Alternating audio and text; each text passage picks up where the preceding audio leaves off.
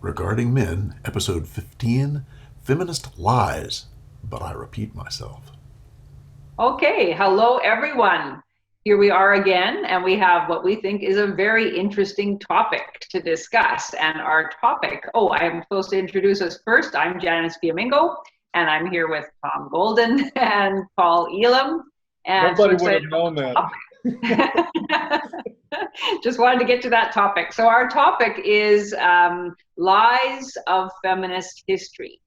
And we all agree that one of the really biggest barriers to having rational discussion about the situation of men and women today, about our society and its progress towards equality and justice, one of the biggest barriers is the fact that we have a very distorted view of history, thanks to the success of feminist ideologues, both in the university and in the wider culture.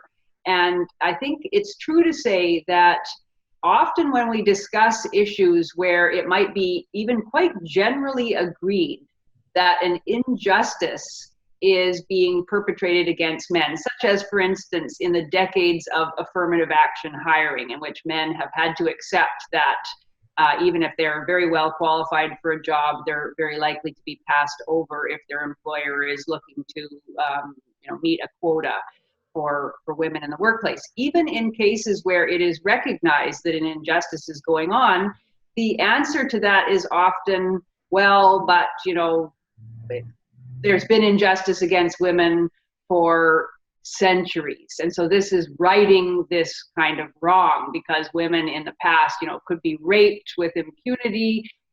Women were mistreated in the workplace terribly. Women weren't considered persons. I've heard that said over and over again at conferences.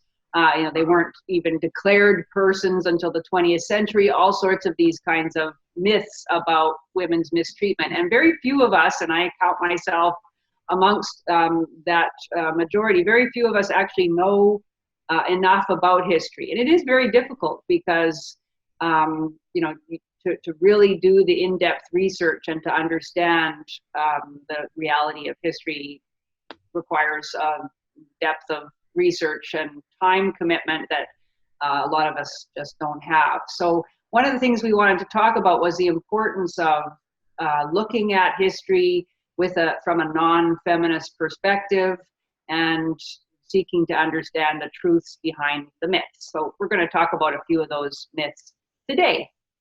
Yeah. So I don't know, who wants to go first? What should we talk about first? I vote for Tom Golden to go first. Tom should go first, eh? Yes, What do you think, Barney?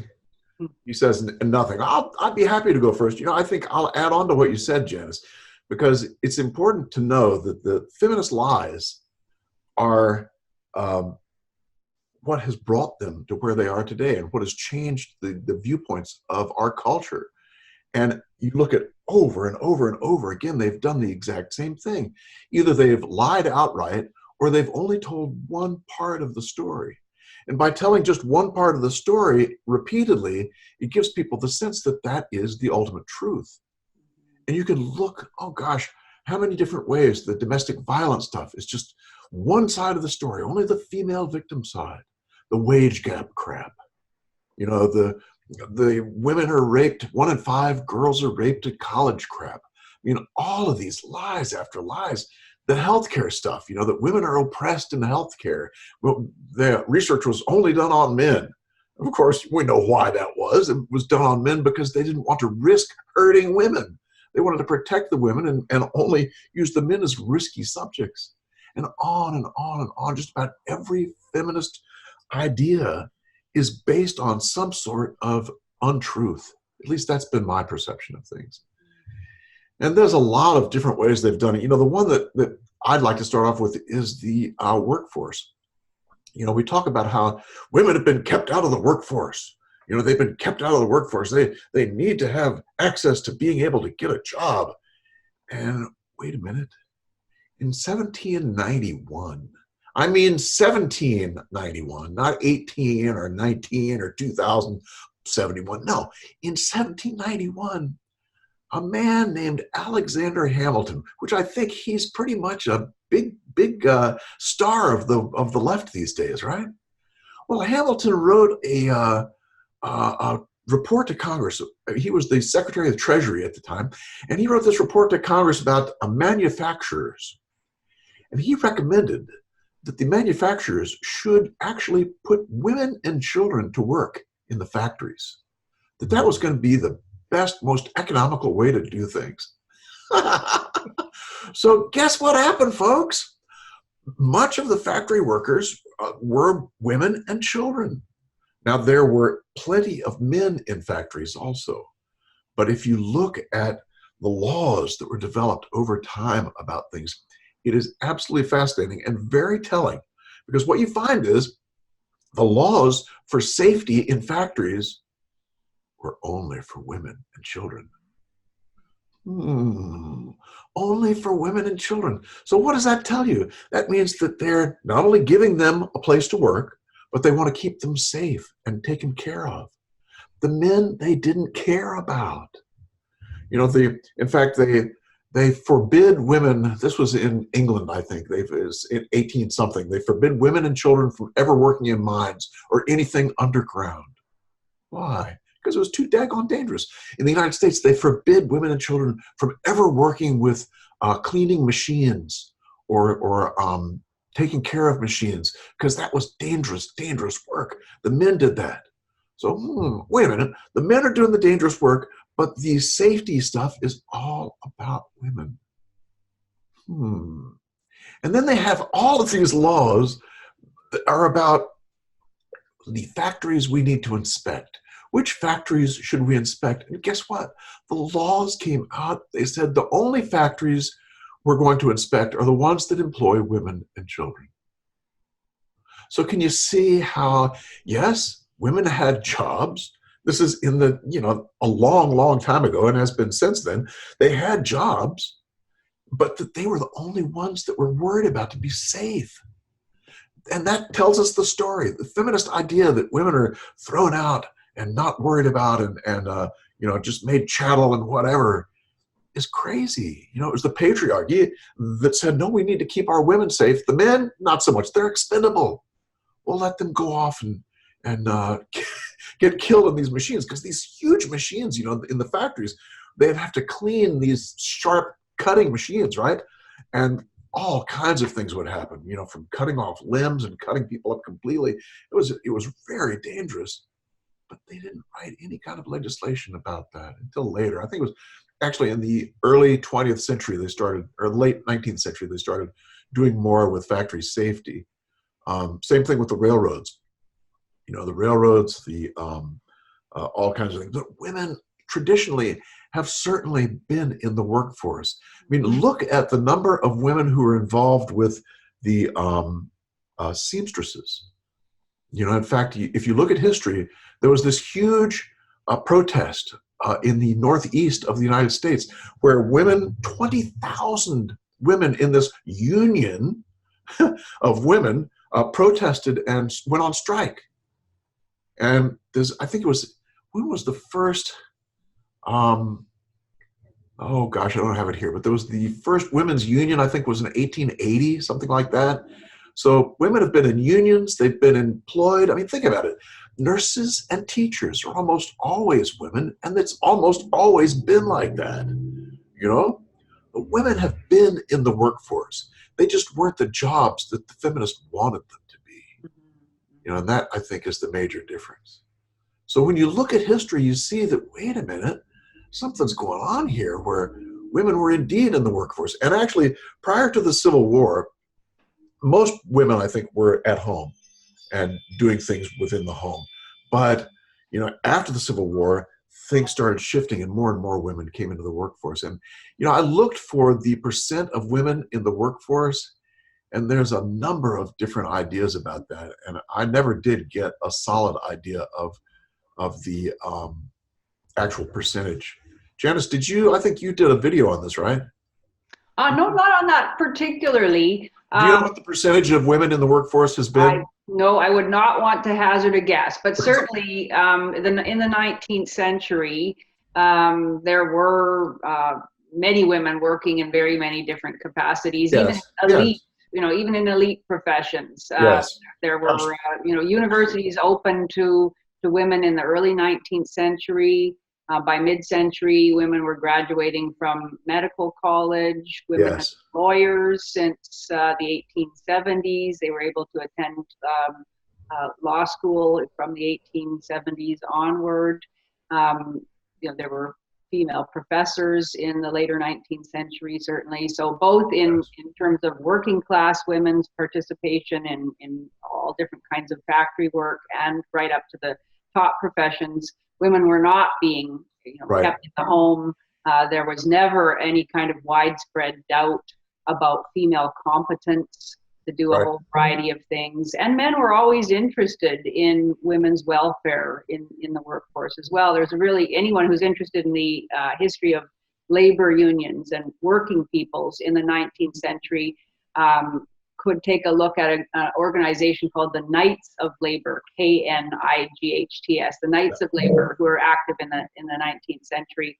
And they tried to create a sort of cross discipline, cross trades union, and they were very interested in promoting women's voting rights, promoting women's health and safety, and in factory jobs and all that sort of thing. And it's a fascinating example of men and women working together to improve men and women's lot in the workforce.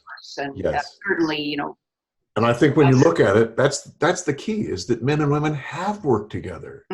Just as a farmer's job, he did a lot of the work in the field, but the woman would do a lot of the work at home. I mean, they both shared the workload. I know I've read my diaries of my great-grandparents who were farmers. I come from a long line of farmers.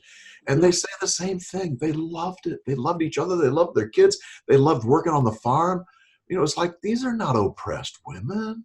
No, if you go back. You could find a woman prior to the Industrial Revolution who would complain about being oppressed any more than men, because they shared in very arduous work. Oh boy. Because families at that time were run more like business concerns. The children worked from an early age. Everybody threw in and worked. And because if you didn't, your family, your business would fail.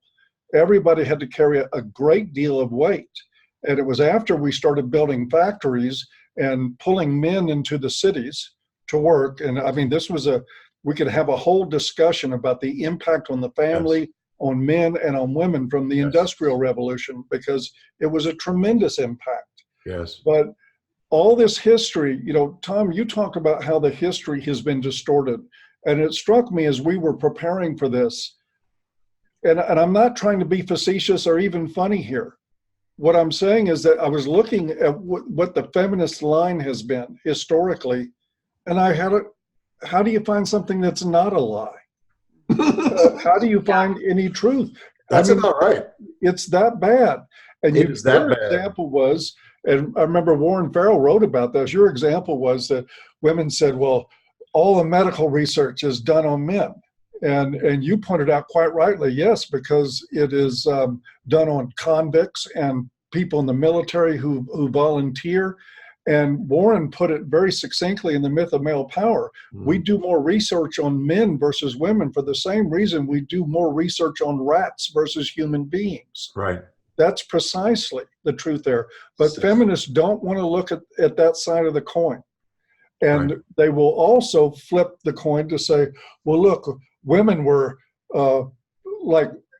it's a very rare complaint, but you do hear women say that male-only forced conscription was excluding women from the privilege of going into the meat grinders of World War I. That to me is just crazy thinking. It's absolutely crazy thinking. But they did enlist women to shame men into going into those things.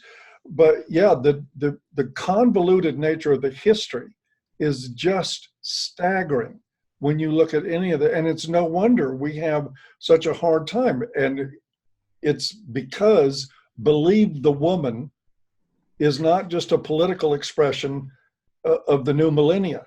It has been the rule always. Believe everything women say. Believe that there's a wage gap. Believe that 1 in 5 women get raped. Believe that women were chattel. Believe that women were excluded unfairly from things that they weren't excluded from. If you don't believe it, you must hate women. Absolutely. And that's how you reinforce that sort of thinking. Yep. But are we good to go to the next one? Because absolutely. I think all that led up to what I wanted to say was the whole women are chattel trope, or women were chattel. I guess they're slightly above chattel now. I remember back in the 80s, I had a single date with a woman, and we were young, or I was certainly younger than I am now, but we got into a discussion of politics and history, and we'd both had a few drinks. And at one point in the conversation, the subject of women and men came up, and historical roles, and she became just suddenly this fury overtook her face. You know, it was like I was just having a conversation, but suddenly with the alcohol and her inner thoughts, I guess, combined to come out, and she said, "Women were chattel." And when she said it, the spittle just out of her mouth. So I had to hint that like things aren't going very well on this date. But no sex that is also part of the problem, and it is that trope that I wanted to look at. And common sense tells me that women were not chattel. One, and I don't pretend to speak for any African American, but if my history included things like the Dred Scott ruling and slavery, and I had another group like women who get first seat in a lifeboat comparing themselves to me, I would not like it at all. I would not like it very much at all. Yes. Women were privileged. And yes, were there disadvantages to both sex roles? Of course there were. Women were excluded from some things. They were excluded for a while from voting. They were excluded from certain jobs, usually to protect them. But there was also exclusion based on the idea that women weren't capable of doing certain things that men were capable of. I don't think we need to deny that, the history of that. But being this remarkable Western culture that we are, we have sought and corrected that and opened those doors to women precisely because they weren't chattel. We have made those improvements. And yes, women are the protected class. They are still protected from conscription in my country.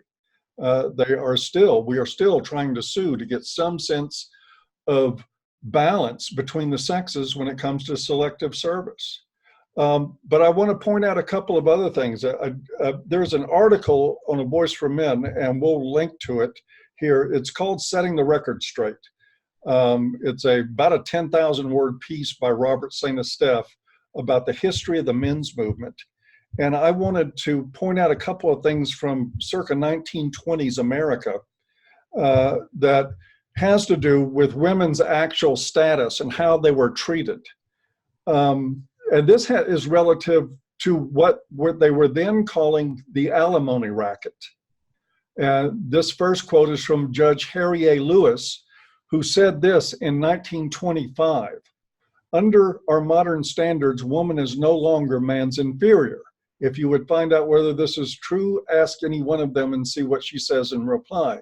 Yet there appear before me every day unobligated women who seek from $15 to $50 a week from their former husband's earnings to add to their own comfortable salaries, and for no other reason, pretext, or cause than that they were once married to the men. That is from 1925. That was what was going on. It was in all the papers of the time. There was a lot of writing about the alimony racket. A New York judge, Sella B. Strong, offered a parallel view. The whole business of alimony grabbing is degrading. It cheapens the relationships between men and women. I truly believe alimony keeps thousands of couples from being reconciled. The woman being supported by her husband under order of the court isn't anxious to effect a reconciliation. She is dawdling in idleness, free, irresponsible. She's making him suffer, so she gloats. And Wow. finally, a quote from Faith Baldwin, a writer, a novelist at the time, said, "The rising tide of divorce has brought us a new industry, the ultimate refinement of gold digging, the perfection of blackmail within the law, marriage for alimony. Women do not want husbands or children, who do not want husbands or children have found a joker in our marriage laws by which they can establish themselves comfortably for life, free, respectable, rich, safe, without personal cost or sacrifice." Yep. Now, this is stuff you could pick up in a newspaper in the mid-1920s and read any day of the week. People, again, do you think feminists would argue that this was common knowledge at the time in the 1920s? Oh no.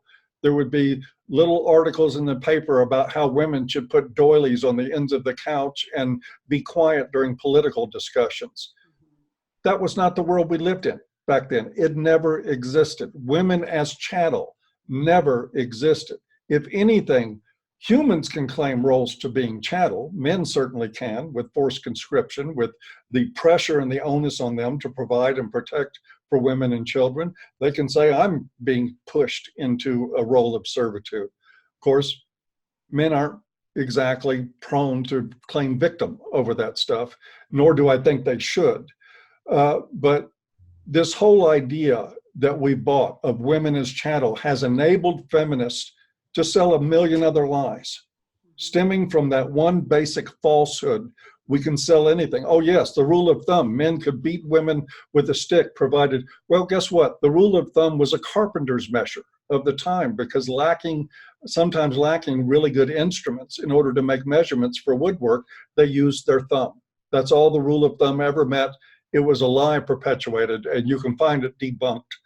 Just search the rule of thumb hoax, and you'll find where it's debunked. We have allowed the culture to buy this idea. When you look at the history, again, we'll go over it one more time real briefly. All the way up into the Industrial Revolution, men and women worked together. They worked brutally hard. I mean, can you imagine digging post holes with an iron rod through levels of rock, of what that took, what women had to do just to cook and clean and do really physical stuff too, work in fields. Right. This was not a pretty way to live. And if they didn't have all those people working together, the stuff wouldn't have worked. Then we did get this Industrial Revolution that separated family. And again, I want to address more of that later in another discussion that we can have. But what happened was that labor was divided, and men continued to work primarily to make life at home easier. They invented things like washing machines. They invented security systems and built police forces to protect neighborhoods. I mean, everything you can think of. Meanwhile, while this was happening, if you looked at men building skyscrapers in the 1930s, they didn't even occur to them to use harnesses. That's why 1 in 5 men fell to their death or fell to disfigurement during that period of building in New York City. 1 in 5 were injured or killed from falling because the mentality was such that it never occurred to anybody to think of something like a harness. They had the technology for that at the time, they just didn't do it. It just wasn't considered important. Right. And you better not fall. Okay, also we could build buildings that were safer for everybody, including and often especially women. And that's our history, not what feminists have sold us. Yeah. Amen. It's very worrisome because I find that with I found it since I'm now retired, but with my students that if there's one thing we believe we know, it is that the entire history of the human race has been the history of women being mistreated by men, and men having a great time, men being privileged, men being entitled, men being powerful, etc. It's the one thing we really truly believe we know about the past. Yeah. And more it's becoming difficult to find out what that past actually was. Just recently, I was teaching a course on Jane Austen, the late 18th, early 19th century writer, and that's not I have such a narrow range of knowledge. I feel I'm comfortable with basically 1850 onward. I know something, and I'm not a trained historian, but I did a lot of reading in newspapers, especially the 1870s and 1880s. So I really feel like I immersed myself in that period. But I thought, okay, I want to find out some things just to give my students a sense of what it was like to live in the 1790s and the first decade of the 19th century. So I took out a bunch of books from the library on Jane Austen's era and, social histories of the time. I thought it'd be really neat, even just to give students a sense of, what it was like if you wanted to use a toilet, how many homes had toilets, all that kind of basic stuff. And I couldn't find anything that suited my needs, and nearly everything that I looked at recycled feminist myths about women's oppression. So it's so deeply entrenched now in both academic and stemming from academic popular histories that even if you are taking the time to fairly quickly acquaint yourself with something about the history of a particular era, it's very difficult to find what you want. And part of the problem, I think, started with a certain revolution in the way historians approach their work, probably in about the 1960s and 1970s. Prior to that, history had been mainly the history of sort of macro history, wars, conquests, major political events, major economic events, that kind of thing. And in the 1960s and 1970s, something called social history became much more popular and seen as significant in the academy. But social history, which was supposed to be the history of ordinary people and everyday lives, it had its roots very deeply in Marxist and feminist approaches. And so it was always ideological. It was about making points about oppression and people who resisted oppression. And that is, really interesting if you're looking at the history of the labor movement, for instance. There's definitely something to be said about the ordinary worker fighting against oppression.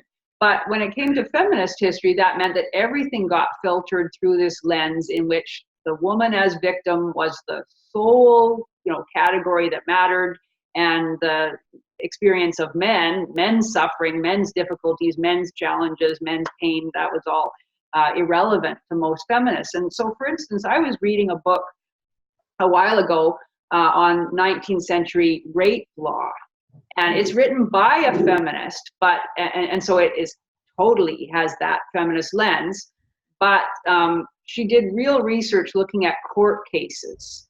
And so one of the things she talks about is the fact that certainly in Canada, and I wouldn't be at all surprised to find out there was something very similar in the United States, there were a variety of forms of law to protect women and to punish men, even for consensual sexual relations. And there were various categories that fell under what was then called the crime of seduction. And so what it meant was that even if a woman consented, if certain situations pertained, it would still be considered a sexual crime. So if the woman was under the age of 16, she could not consent to sex, even if the man was quite young. So there are cases with a 17-year-old young man and a 16-year-old girl and a 17-year-old man, going to prison. But sort of more interesting, there were cases where this was the law that if the woman was under 21, and if the man had promised marriage to her, then if she consented to sex and then he didn't ultimately marry her, she could have him charged with seduction and he could go to prison for up to 2 years. And so what that meant was that, and it was really interesting to read about this, the feminist historian said that it was all about patriarchal control of women's sexuality and how women couldn't define their own, sexuality because a woman was considered unable to consent in these various situations, which is true in a sense, but the weight of the law fell much more heavily on the man, and it meant that in many cases, whether or not the man had actually promised to marry the woman, or whether he had or not, he couldn't prove that he hadn't. The woman merely had to say that he had, and he could then be taken to court by her family, and he risked a prison sentence. Now, again, you'd have to be able to actually read all these various cases to really have a sense of how it actually worked out in regular terms. But according to this feminist historian, it didn't always work. So the judge wouldn't necessarily be convinced, or a jury wouldn't necessarily be convinced that the man should go to prison as a result of the woman claiming that he had promised to marry her. But often the threat itself, and you can imagine if you were a young man threatened with the possibility, would be enough that the man would then be forced to marry the woman if that's what she and her family decided they wanted to. So it was a case where the idea that men had all this sexual power and that women were shamed when it came to sexuality and always the one blamed is actually very far from the truth. So certainly there is a grain of truth in that. There were some cases where a woman who was raped, let's say, would be shamed for that, but certainly not in every case by any means. And often it was the man who was blamed, the man who was seen as culpable, and the man who faced and certainly a woman could not commit a sexual crime according to the understanding of the law at the time. So only a man could commit a sexual crime, even in cases where the sex was consensual, if the woman claimed that he had promised to marry her and she was under 21 years old. So, this idea that, rape was normalized, that rape was considered no big deal, that a man could rape with impunity, it certainly wasn't true. This was in the 1880s that I was reading about, and I'm sure there are different laws, different cases. You have to do a very extensive study of court records to know how ideas changed and how legal practice changed over time. But just in that one instance, it really shows that the feminist notion of our societal indifference to female sexual victimization is simply not true. And over and over again, and as you were saying, Paul, if you read the newspapers of the time, you see that just the world that feminists present to us, it just didn't exist. There were widespread discussions about male-female relations in all sorts of spheres. It was, I'm talking, again, 1870s, 1880s, that's what I know. Lots of men very interested in women's perspective, lots of women working as journalists, articulating, the female position on various things, lots of men very enthusiastic about women's voting rights. Just the picture that we have of women being oppressed and held back, and men, somehow not caring or expressing contempt for women's capacities, simply not the case. And when you read the women journalists of the time, they didn't have this sense of grievance. They had a sense, at least the ones that I read about, sure, in some cases they complained about certain things that they felt could be improved. But in general, they had a sense that they were free beings who were able to exercise their particular gifts or talents and competed as equals with men in the marketplace of ideas. And the anger, the vitriol, and the bitter resentment that we see so much today. If you read an article, by Susanna Walters, for instance, professor of women's studies at Northeastern University, or Roxanne Gay, the professor of English at Purdue University, talking about how the burden that women bear, how terrible it is, how every day it's torture to be a woman. If you read a woman journalist in the 1880s talking about women's situation, it couldn't be further from the truth. They would have been aghast to have looked ahead 130 years and to have seen what's become of the so-called women's movement. They'd also be demonized if they were here today to speak for themselves. Modern day feminists would crucify them for not having the correct worldview. I wanted to point at something else you said too, Janice. I just think it's interesting because I think you're absolutely right. We do know that there were cases where women who were legitimate victims of sexual assault were shamed by society and that were treated unfairly in court. Let's also look at, we went really crazy making rape shield laws to try to address that thing. But also, I think we have to consider that in order to shame women sexually for being the victim of a sexual assault, this ties into a lot of other information we have that point to the idea that as a society, we see men as something dirty, as something shameful, or even contact. We determine whether women are clean by whether they've been touched by men. Mm-hmm. And so, yes, I get the injustice of what you were talking about, and I agree that's a great thing to change, but it's another one of those stories where there's half of the picture out there. Exactly. Mm-hmm. Yeah. And the half they're not telling too is that women were seen as pure. Mm-hmm. They were seen as something to protect them from the evils of government, the evils of money, the evils of all kinds of things. And, mother and apple pie, mom and apple pie. It's like, this is sacred stuff. Mm-hmm. And it's and in fact, the first women's movement in the 19th century made hay out of that. And the entire basis of the women's movement in the 19th century was that women are morally superior to men. And a lot of women came forward and said, we don't want to be protected because of our moral superiority. But they didn't dispute the idea that the moral superiority was true. They said, we want to clean up politics. We want to improve the public sphere, and we can do that precisely because we are morally superior. In fact, the leading feminist in Canadian history, a woman named Nellie McClung, made moral superiority the basis of women's moral superiority, the basis of all of her arguments for why women should vote, why women should be publicly engaged, etc. So, and that's what I found too. The women were able to enter public life in the second half of the 19th century with the force and the respect and the very wide popularity that many of these journalists and activists and public speakers and educators received, precisely because the society did view them as better than men.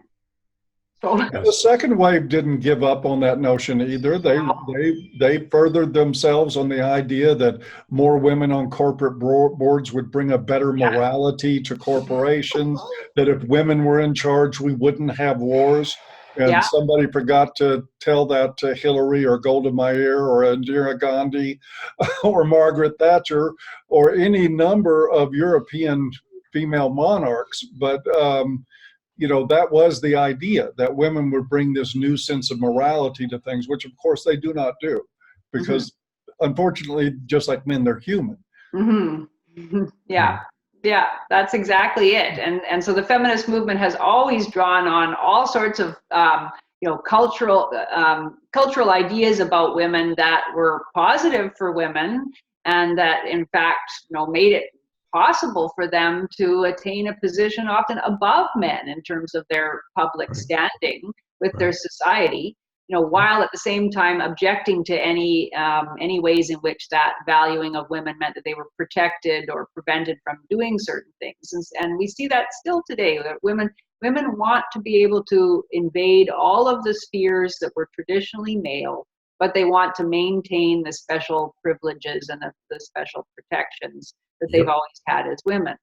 And it's just one of those things where when you actually start looking back and reading the newspapers and really learning about a particular social issue, you realize it was always way, way more complex than feminists tell us it was.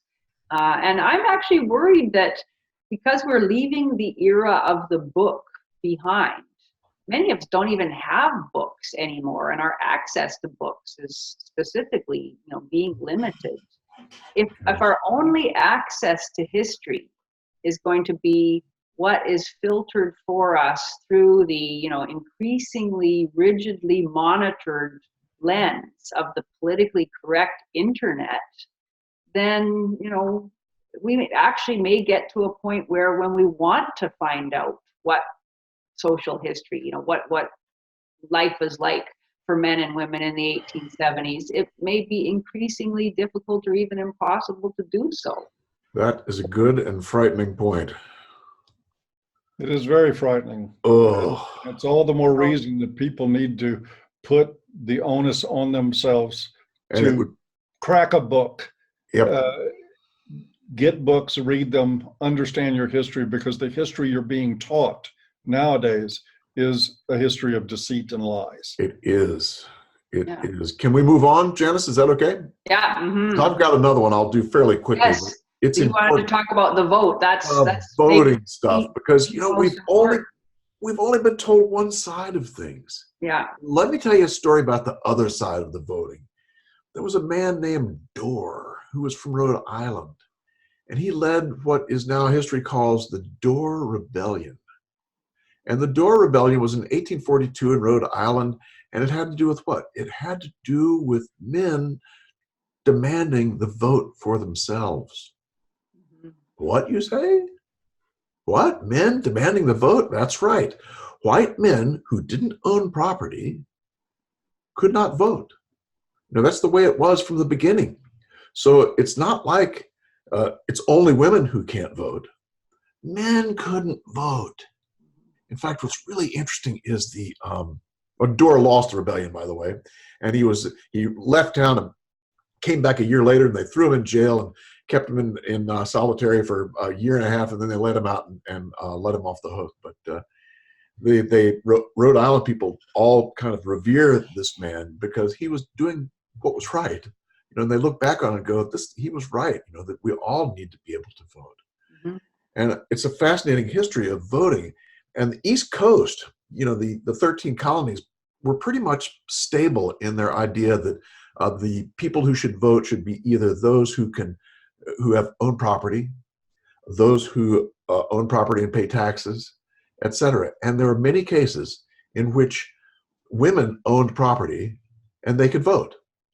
So it's not like women were excluded because of their sex. They were excluded because they didn't own property.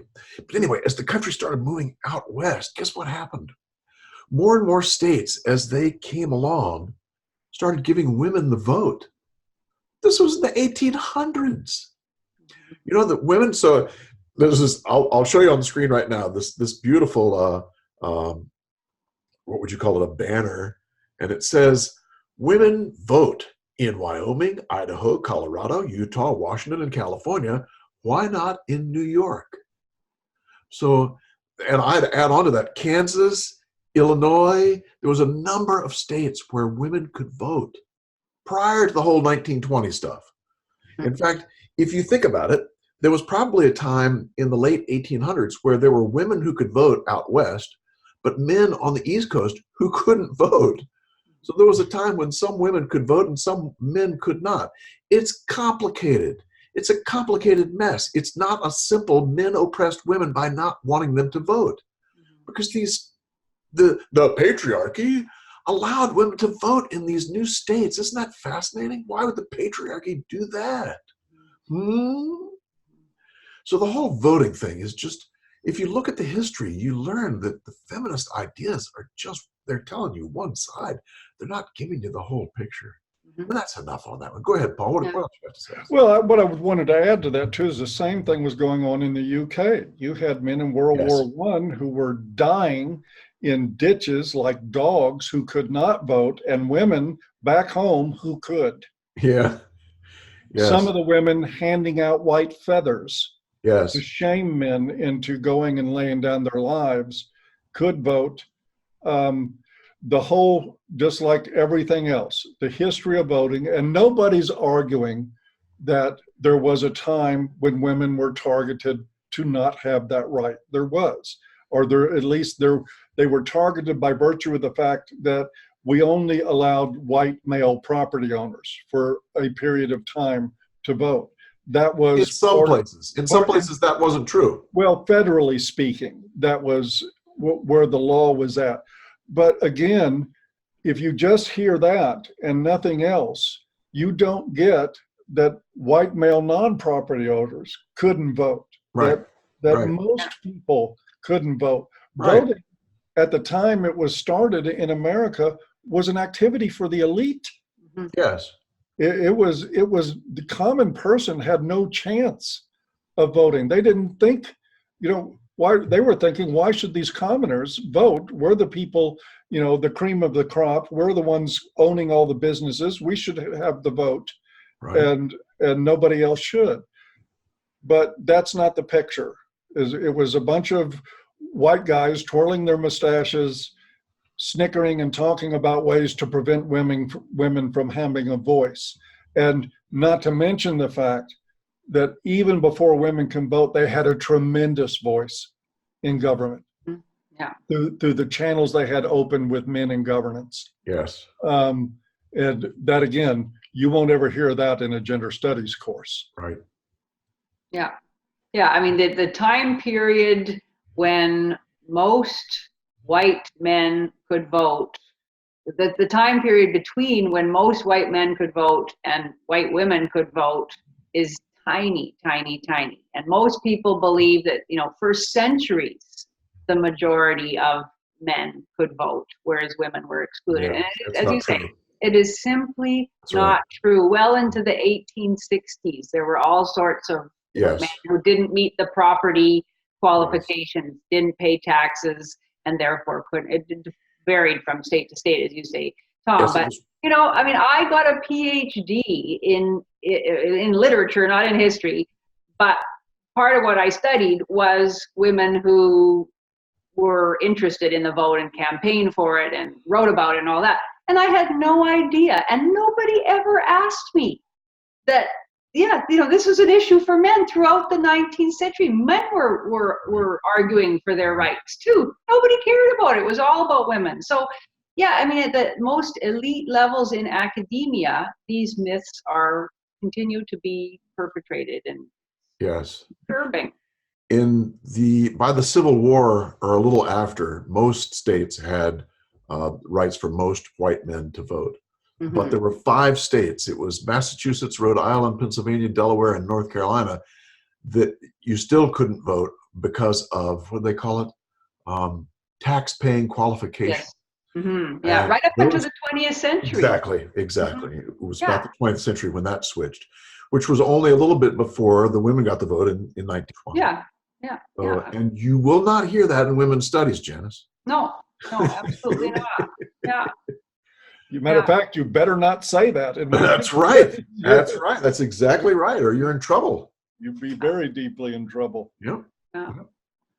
Well, is it time for us to? I think it is. Yeah. Give awards? Mm-hmm. I'll start with the Humanitarian Award. We are giving that to none other than Ernest Belfort Bax, to be more complete, who was interestingly enough, a socialist writer in the late 19th century and early 20th century.